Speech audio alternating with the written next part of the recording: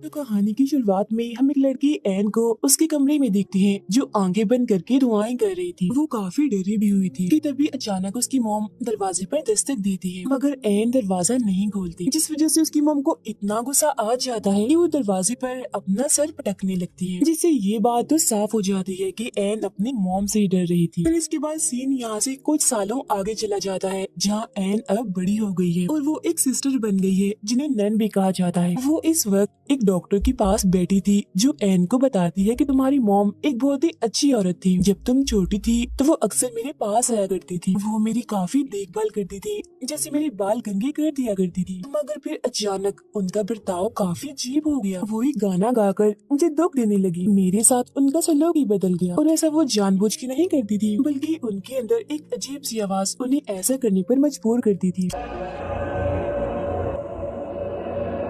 क्योंकि असल में वो पोजेस हो चुकी थी। मतलब कि शैतान ने उन पर कब्जा कर लिया था। इसके बाद दिखाया जाता है कि 1835 में एक्सोर्सिज्म सिखाने के लिए एक स्कूल बनाया गया। एक्सोर्सिज्म यानी काले जादू का तोड़। लेकिन अब क्योंकि पोजेस्ड यानी जिन पर शैतान ने कब्जा किया हुआ था उनकी तादाद बढ़ती जा रही थी, तो उसी स्कूल में अब उन लोगों को भी रखने का फैसला किया जाता है जो पोजेस्ड हो, जहाँ उन सबकी देखभाल सभी सिस्टर्स और नन्स करेंगे, मगर वो एक्सोर्सिज्म से दूर रहेंगे, क्योंकि सभी फादर्स और प्रीस्ट एक्सोर्सिज्म सीखकर उनकी पोजीशन को खत्म करेंगे, जिससे वो बिल्कुल ठीक हो जाए। अब हम एन को देखते हैं जो पहले एक बड़े चर्च में रहती थी, मगर अब वो भी इस स्कूल में आ जाती है। हालांकि वो एक नन है, सिस्टर है, एक्सोर्सिज्म से उसका कोई लेना देना नहीं है, मगर फिर भी एक्सोर्सिज्म सीखने में उसकी काफी दिलचस्पी होती है। फिर जब वो क्लास में थी तो वही डॉक्टर जिससे एन बातें कर रही थी वो सबको जादू टोने और इसके तोड़ के बारे में बता रही। यहाँ पर कुछ मरीज ऐसे थे जिनका ध्यान एन रख रही थी। कुछ वक्त पहले ही यहाँ एक और मरीज भी आई थी जिसका नाम नेटली था, जो सिर्फ एक 10 साल की बच्ची थी। एन उससे बातें करती है, हंसी मजाक करती है, जिससे वो बच्ची काफी खुश रहती है और एन को वो बहुत पसंद करती है। अब रात को जब एन अपने कमरे में थी तो तभी उसे किसी के पुकारने की आवाज आती है,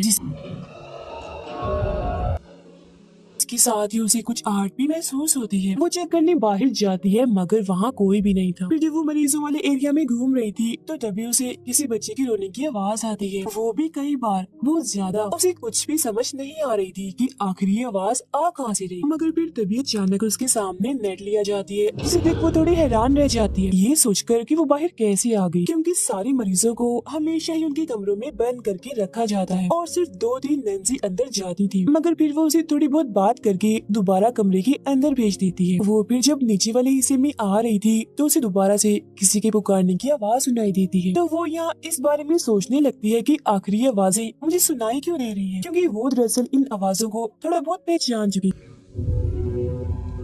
इसके बाद वो क्लास के पास से गुजरती है जहाँ हेड फादर सारे नए फादर्स और प्रीस्ट को क्लास दे रहे थे और सभी को एक्सोर्सिज्म के बारे में बता रहे थे। वो यहाँ एक लड़की की वीडियो दिखाते हुए बताते हैं कि ये पोजेस हो गई थी, इस पर एक्सोर्सिज्म ने काम नहीं किया, जिस वजह से इसकी मौत हो गई, क्योंकि उस पर शैतान का कब्जा बहुत ही ज्यादा गहरा था। अब एन भी आकर चुपके से इस क्लास में बैठ जाती है, क्योंकि उसकी दिलचस्पी तो इस टॉपिक पर पहले ही बहुत थी। फादर उसे देख लेते हैं मगर कुछ नहीं कहते। आगे फादर बताते हैं कि जब हम किसी पोजेस्ड इंसान के सामने जाते हैं तो एक तरह से हम किसी जंग के मैदान में आ जाते हैं, इसीलिए हमें पूरा ध्यान रखना पड़ता है और अपने सारे हमले भी बिल्कुल तैयार रखने पड़ते हैं। हमें गॉड की कई बातों को हमेशा याद रखना होता है, क्योंकि शैतान और उसके साथी हमारा ध्यान भटकाने की कोशिश करते हैं। अलग अलग चालें चलकर, जाल बिछाकर वो हमें कमजोर करने की कोशिश करते हैं, इसीलिए हमें उनका सामना काफी अच्छे से करना होगा और कुछ भी हो जाए गॉड पर यकीन रखना होगा, क्योंकि तभी हम किसी पोजेस्ड इंसान पर एक्सोर्सिज्म करके उसे ठीक कर सकते हैं, जो कि बहुत बार नहीं हो पाता और शैतान का शिकार पोजेस्ड इंसान मारा जाता है। फिर इसके बाद एन इसी लड़की की रिकॉर्ड फाइल और रिकॉर्डिंग चेक कर रही होती है, जिसमें उस लड़की ने भी एक आवाज के बारे में बताया था कि वो आवाज मुझे अक्सर सुनाई देती है। अब यही हम एक पुराने वक्त का सीन देखते हैं जहाँ एन डॉक्टर को बता रही थी कि जब मेरी मॉम पोजेस्ड थी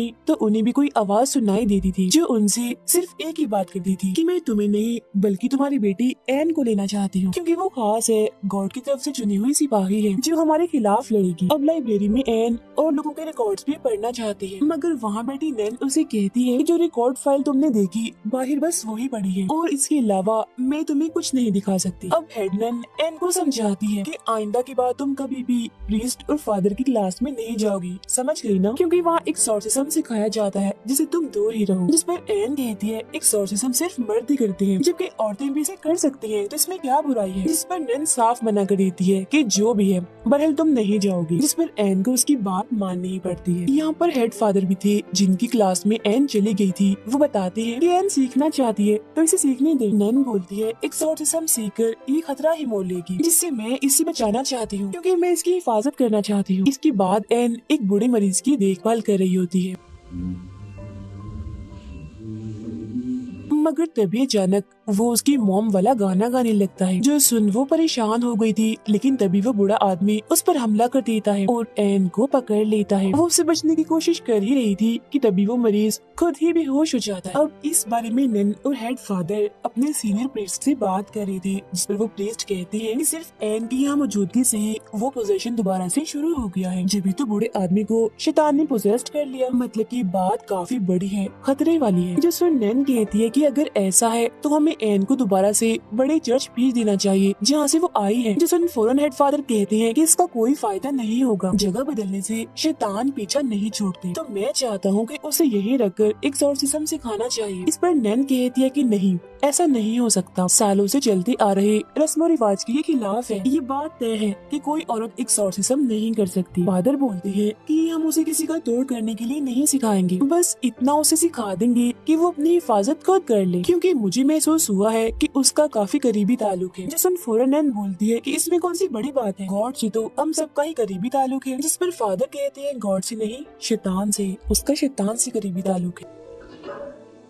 और अब अगले दिन एन एक्सोर्सिज्म वाली क्लास में जाने लगती है, जहाँ एक फादर जिसकी एन से दोस्ती हो गई थी उसके अलावा सब इस बात से नाखुश थे। क्लास खत्म होने के बाद फादर उन्हें असली एक्सोर्सिज्म की झलक दिखाने के लिए ऊपर वाले फ्लोर पर ले जाते हैं। ये एक ऐसी जगह थी जहाँ सबसे खतरनाक पोजेशन वाले लोगों को हिफाजती कमरों में रखा जाता है, और जिस कमरे के पास वो आए थे इसमें नेटली को रखा गया था क्योंकि उसका पोजेशन काफी बढ़ गया था। तब हेड फादर दो छोटे फादर जो अब एक्सोर्सिज्म सीख रहे थे उन्हें इस कमरे में भेजने का फैसला करते हैं एक्सोर्सिज्म करने के लिए, और उन्हें बताते हैं कि जिस पर तुम एक्सोर्सिज्म करने जा रहे हो वो सबसे खतरनाक शैतान है जो सबकी खुफिया राज, उनकी शर्मिंदगी और सभी गुनाहों को जानता है, जिन्हें वो फिर उस इंसान के खिलाफ इस्तेमाल करता है जिसके अंदर वो होता है, और ऐसा करके वो उसकी आत्मा को तोड़ता है। तो तुम्हें इस चीज का खास ध्यान रखना। फिर इसके बाद वो एक्सोर्सिज्म करने के लिए उस कमरे के अंदर चले जाते हैं और अपने जादुई अल्फाज और मंत्र पढ़ने लगते हैं, लेकिन पोजेस्ड हुई नेटली पर इनका कोई असर नहीं होता।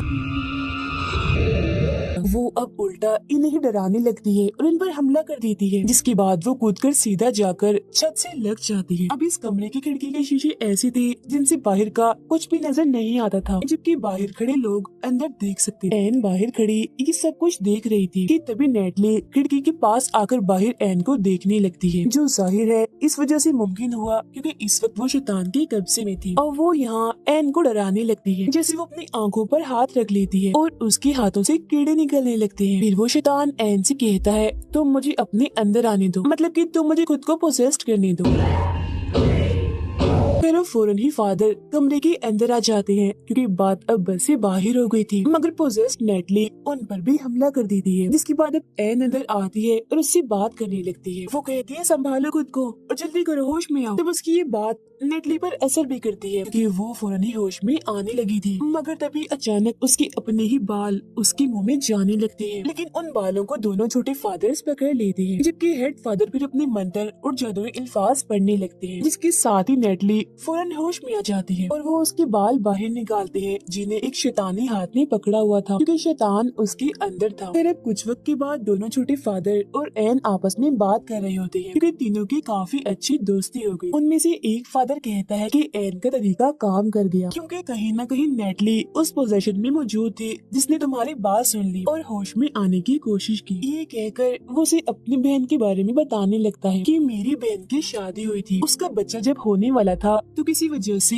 बच्चा उसने खो दिया, जिसमें कहीं ना कहीं मेरी बहन की भी गलती है, जिस वजह से वो हर वक्त सदमे में शर्मिंदगी में रहती है और मैं उसकी वजह से बहुत परेशान। फिर अब रात के वक्त एन को एक बुरा सपना आता है जिसमें उसकी माँ ही उसे डराती है, जिससे एन भी काफी परेशान हो गई थी। इसके बाद वो नेटली के पास जाती है और पूछती है कि अब तुम्हें कैसा महसूस हो रहा है, जिस पर नेटली बताती है कि मुझे एक बुरा सपना आया था जिसमें मैंने एक जगह देखी जहाँ पर बहुत सारे लोग थे। वो सभी लोग चिल्ला रहे थे, साथ ही साथ एक आवाज भी सुनाई दे रही थी। वो मुझे काफी डरावनी चीजें भी दिखा रहे थे, डरा रहे थे और वैसे ही करने को कह रहे थे जैसा वो लोग कर रहे थे। और एन, वहाँ मैंने तुम्हें भी देखा, तुम भी चिल्ला रही थी, जिस सुन एन थोड़ा और परेशान हो जाती है। फिर इसके बाद वो अपने नोट्स बना रही होती है कि जब इंसान पोजेस्ड होता है तो उन्हें क्या महसूस होता है, उनके साथ होता क्या। अपने फादर दोस्त की मदद से वो उन फाइल्स को भी देख लेती है जो देखना मना था, जिससे उसे पता चलता है कि बहुत सारे लोगों की हालत पोजेस्ड होने की बाद सीरियस हो जाती है। फिर उन्हें एक्सोर्सिज्म वाले इस स्कूल में भेज दिया जाता है, मगर यहाँ भी वो ठीक नहीं हो पाते और मारे जाते हैं। ये जानकर एन काफी परेशान हो जाती है क्योंकि नेटली की हालत अब दिन ब दिन खराब होती जा रही थी। फिर उसे पोजेशन से बची एक लड़की का इंटरव्यू मिलता है जिसमें वो बताती है कि मैं बच तो गई थी मगर पोजेशन में मैंने अपने साथ बहुत गलत किया था, मतलब कि खुद को नुकसान पहुंचाया, अपना चेहरा तक बिगाड़ लिया था। मैंने ऐसा कदम इसीलिए उठाया क्योंकि जो मेरे अंदर का शैतान था जिसने मुझे पोजेस्ट किया हुआ था, उसने मुझे मेरे गुनाहों और शर्मिंदगी का एहसास दिलाया और आज भी मैं उसी शर्मिंदगी में जी रही हूँ। अब हमें माजी का एक सीन दिखाया जाता है जहाँ एन की मोम पोजेशन में थी और उस पर हमला करने की कोशिश कर रही थी, मगर फिर अचानक से उसकी मोम ने अपने ही जान ले ली। अब एन हेड फादर के पास आती है और उन्हें बताती है कि पोजेशन के टाइम पर शैतान उस इंसान की शर्मिंदगी और गुनाहों को इस्तेमाल करता है और जब वो इंसान अपनी शर्मिंदगी और गुनाहों पर पूरी तरह से टूट जाता है तो तब वो इंसान उस पर कब्जा कर लेता है। ऐसा करके वो जीत जाता है और पोजेस्ड हुए इंसान को फिर चाहे जहाँ भी भेजा जाए उसकी मौत ही होगी, क्योंकि शैतान तो पहले ही जीत चुका है। इसीलिए एक्सोर्सिज्म के दौरान हमें लोगों को अंदर से मजबूत करना होगा कि वो लोग अपनी शर्मिंदगी और गुनाहों से ना टूटे, जिस वजह से वो लोग बच जाएंगे, एक्सोर्सिज्म कामयाब हो जाएगा। अब उसकी ये बातें हेड फादर को जरा भी समझ नहीं आती। उनका यहाँ सिर्फ एक ही सवाल था कि आखिर एक 10 साल की बच्ची को क्या शर्मिंदगी और क्या गुनाहों का एहसास होगा, क्योंकि बच्चे तो मासूम होते हैं, मन के पाक साफ होते हैं। तो फिर नेटली के केस में आखिर शैतान ने कैसे उस पर कब्जा किया हुआ है, अब इसका जवाब किसी के पास नहीं था, मगर जो इसकी वजह थी वो काफी बड़ी थी, जिस बारे में हमें थोड़ी देर में पता लगने वाला है। अब एन की बातें यहाँ उसकी फादर दोस्त ने सुन ली थी और वो उसे कहता है कि मेरी बहन जिसने बच्चे को खोया था,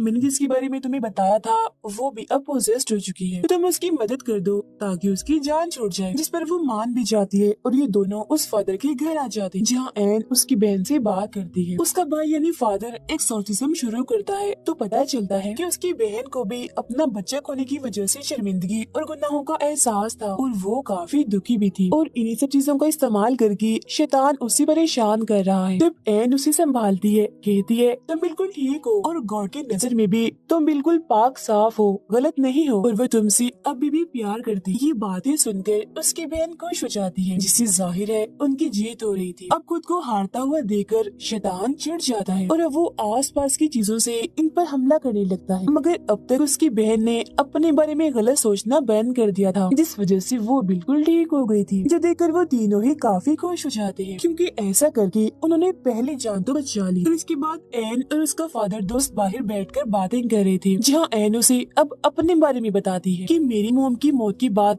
मैं बिल्कुल अकेली हो गई थी, जिसके बाद एक काफी अमीर फैमिली ने मुझे गोद ले लिया, मगर जब मैं 15 साल की हुई तो मुझे नशे की लत लग गई और मैं गलत रास्तों पर निकल पड़ी, जिसके बाद मेरे साथ पता नहीं क्या हुआ, मुझे याद नहीं, पर मैं प्रेग्नेंट हो गई, मतलब कि मैं माँ बनने वाली थी, जिस वजह से मेरी जिंदगी में काफी मुश्किलें आई क्योंकि मेरी इस हरकत की वजह से उस फैमिली ने मुझे घर से निकाल दिया था। जिसके बाद मुझे सहारा दिया नन्स और सिस्टर्स ने, जहाँ मेरी बेटी पैदा हुई जिसे मैं पालना नहीं चाहती थी। फिर मैंने दुखी मन से अपनी बच्ची को छोड़ दिया था और उन्हें नन्स ने उसे गोद ले लिया था। जिसके बाद मैंने भी ये फैसला किया कि अब मैं भी इन्हीं की तरह ही एक नन, एक सिस्टर बनूंगी और पूरी इंसानियत की खिदमत करूंगी। और अपनी बच्ची को छोड़ते वक्त मैंने उसके पास एक लॉकेट छोड़ा था जो एक क्रॉस का था, जो बचपन से ही मेरे पास रहा था क्योंकि मेरी मॉम ने मुझे दिया था और तभी से मैं दुआएं मांग रही हूँ कि गॉड मुझे मेरे किए के लिए माफ कर दे। जिस वो फादर कहते हैं कि मेरा ख्याल है गॉड तुम्हें माफ कर चुके हैं क्योंकि कई बार मैंने इस बात की झलक तुम्हारे अंदर देखी है। इसके बाद जब एन अपने कमरे में थी तो उसे अपनी मॉम के ख्याल आने लगते हैं। उसकी आंख से भी नोकदार कोई चीज बाहर आती है जिससे वो थोड़ा परेशान हो गई थी। अगले ही पल हम उसकी मॉम की आत्मा को उसके पास ही खड़ा हुआ देखते हैं। कुछ देर बाद उसे हेडमैन बुलाने आती है जो उसे सीनियर प्रीस्ट के पास ले जाती है जहाँ पर उसका फादर दोस्त भी बैठा हुआ था। और अब हमें यहाँ पर पता चलता है कि उस फादर की बहन जिस पर इन्होंने एक्सोर्सिज्म किया था वो मारी जा चुकी है क्योंकि उसने भी खुद अपनी जान ले ली थी। यहाँ पर सभी लोग एन और उस फादर पर काफी गुस्सा कर रहे थे कि आखिर तुमने एक्सोर्सिज्म किससे पूछ के किया था। अब एन को उसकी मौत का काफी दुख था तो वो अपनी सजा खुद ही बता देती है कि मुझे वापस उसी चर्च में भेज दिया जाए जहाँ से मैं आई थी क्योंकि मैं जानती हूँ ये गलती बहुत ही बड़ी है, नाकाबिले माफी है। जब वो उस बड़े चर्च में आती है तो वो डॉक्टर उससे मिलने आती है और उसका हौसला बढ़ाते हुए कहती है कि तुम एक अच्छी इंसान हो, कभी कभी तुम भी लोगों की जान बचाने की कोशिश करती हो और क्योंकि तुम एक नई राह पर हो तो अपनी नाकामियों से मत डरो। और नेटली पर एक्सोर्सिज्म कामयाब रहा है, वो बिल्कुल ठीक हो गई है और कल अपनी मॉम के साथ चली जाएगी। सुन एन बहुत ही खुश हो जाती है। अब अगले दिन उससे मिलने उसका फादर दोस्त आता है और उसे बताता है कि नेटली को घर ले जाया जाना था मगर वो दोबारा पोजेस्ड हो गई थी और इस बार उसका पोजेशन काफी हद तक बढ़ गया। उसने 3 लोगों को मार दिया जिसमें प्रीस्ट और नैन शामिल थे। फिर वो उसे क्रॉस लॉकेट देता है और कहता है कि पोजेशन की हालत में नेटली ने कहा था कि इसे मैं तुम तक पहुंचा दूं। अब उस क्रॉस लॉकेट को देखकर एन समझ जाती है कि तो वही लॉकेट है जो मैंने अपनी बेटी को दिया था उसे छोड़ते वक्त। इसका मतलब ये है कि नेटली और कोई नहीं बल्कि मेरी बेटी ही है। और अब हमें यहाँ ये बात पता चल गई है कि शैतान को उस बच्चे में आखिर कोई शर्मिंदगी क्यों नहीं मिली, क्योंकि उसे वो बच्ची नहीं चाहिए थी बल्कि वो तो उसके जरिए बस एन तक पहुँचना चाहता था और उसे नेटली के नाम से तोड़ना, कमजोर करना चाहता था। ये जानकर फौरन उस फादर के साथ नेटली को बचाने के लिए निकल पड़ती है क्योंकि वो उसकी बेटी भी है और एक बच्ची भी है तो वो उसे कुछ भी होने देना नहीं चाहती। उधर नेटली को एक खुफिया जगह पर लाया जाता है जहाँ उस पर एक्सोर्सिज्म चल रहा था और ये वही जगह थी जहाँ पर 1835 के टाइम से ही जादू टोने और एक्सोर्सिज्म किए जाते थे। यहाँ एक फादर के साथ कुछ प्रीस्ट थे जो नेटली पर जादुई अल्फाज और मंत्र पढ़ रहे थे जिनका उस पर कोई असर नहीं हो रहा था। अब इतनी ही देर में एन भी वहाँ आ जाती है और बस शैतान का प्लान कामयाब हो गया था क्योंकि वो तो चाहता ही ये था। अचानक ही उसके अंदर उसकी सारी ताकतें आ जाती हैं जिनका इस्तेमाल करके सबसे पहले वो इन प्रीस्ट पर हमला करता है और उठाकर इन्हें दूर फेंकता है जिससे सारे के सारे मारे जाते हैं। अब एन उसके पास जाती है और नेटली से बात करने की कोशिश करती है मगर यहाँ शैतान ही उससे बात कर रहा था और पूछता है कि तुमने अपनी बेटी को क्यों छोड़ दिया था, तुम ये बात छुपाओ मत, सबको बताओ। अब यहाँ हमें पता चलता है कि आखिर क्यों एन की मॉम ने अपनी जान ली थी। ऐसा उन्होंने इसलिए किया था ताकि ये शैतान एन तक ना पहुँच सके। दरअसल उन्होंने अपनी बेटी को बचाने के लिए खुद की कुर्बानी दी थी क्योंकि जैसा कि मैंने आपको बताया था कि एन खास है और उसने भी अपनी बेटी को इसलिए छोड़ा था ताकि वो हर लिहाज से महफूज रह सके क्योंकि वो जानती थी कि ये आवाज यानी ये शैतान उसके पूरे खानदान का पीछा करे। मगर शैतान उसके पीछे पड़ा ही रहा और आज वो उसके रूबरू आ ही गया। अब यहाँ पर एन अपनी मॉम की तरह ही अपनी बेटी की जान बचाना चाहती थी। वो शैतान को अपने अंदर आने की दावत दे देती है। अगले ही पल शैतान उसके जिस्म में जाकर उसे पोसेस कर लेता। देखिए फादर नेटली की जान बचाने के लिए उसे यहाँ से लेकर भागने लगता है मगर यहाँ के सारे दरवाजे अपने आप ही बंद हो जाते हैं इसलिए वो उसे छोटी सी जगह से बाहर निकालकर छुपने का कहता है। अब एन जिसे कोई होश नहीं था क्योंकि वो पोजेस्ड थी अपनी बेटी को मारने के लिए आ रही होती है। हालांकि फादर उसे रोकने की कोशिश भी करते हैं मगर वो पहले ही बाहर आ चुकी थी। वो नेटली को पकड़कर एक तालाब में डबोने लगती जो कोई आम पानी नहीं था बल्कि होली वाटर था। अब एन तो पूरी तरह से पोजेस्ड है जबकि फादर अंदर बंद है। तो नेटली को कौन बचाने आएगा? तो उसे यहाँ बचाने के लिए आती है उसकी नानी यानी कि एन की मॉम जो हमेशा से ही उसके पास थी क्योंकि वो उसकी हिफाजत कर रही। तो अब यहाँ एन थोड़ा थोड़ा पोजीशन से बाहर आने लगती है। उसे अपनी फैमिली और अपनी मॉम के साथ गुजारे सभी अच्छे पल याद आने लगते हैं। साथ ही उन लोगों की भी याद आने लगती है जिन्होंने एन को बचाने के लिए अपनी जान दी थी और अब उनसे हिम्मत लेकर वो शैतान से लड़ने लगती है। वो अब आहिस्ता आहिस्ता अपने सर पर वही क्रॉस वाला लॉकेट घुसाने लगती है और उस होली वाटर के तालाब में कूद जाती है। अब होली वाटर में नहाने से उसके सारे गुनाह खत्म हो गए थे इसलिए शैतान उसके जिस्म को छोड़कर चला जाता है। अब अगले सीन में हम हॉस्पिटल में एन को देखते हैं जिससे मिलने नेटली आती है मगर उसने नेटली को ये सच्चाई नहीं बताई होती कि मैं तुम्हारी मॉम हूँ। ऐसा उसने उसने इसलिए किया था ताकि वो खुश रह सके। यहाँ नेटली उसका शुक्रिया अदा करके चली जाती है। इसके बाद नेटली वापस से एक्सोर्सिज्म स्कूल में आ जाती है, जहाँ इस वजह से कि कैसे उसने सबकी जान बचाई और अपनी जान की परवाह ना करते हुए शैतान को हराया।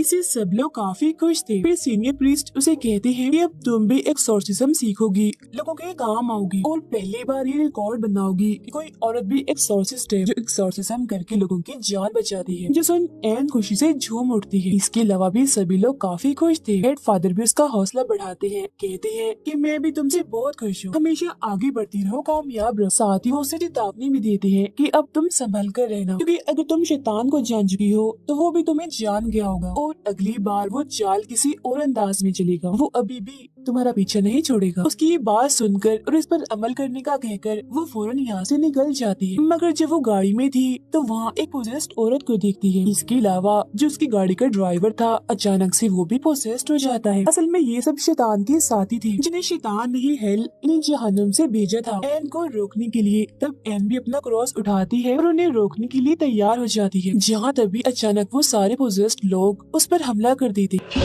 अब यहाँ मैं आपको एक बात बता दूं, ये प्रे दुआ वाला नहीं था बल्कि शिकार वाला था। और इस कहानी में जो शैतान की प्रे थी वो और कोई नहीं बल्कि एन, उसकी मॉम और उसकी बेटी, क्योंकि ये तीनों गॉड की तरफ से ही चुनी गई थी। वजह ये है कि इनमें से एन को एक्सोर्सिज्म सीखने का बहुत शौक था। और इसी के साथ ये फिल्म इधर ही खत्म हो जाती।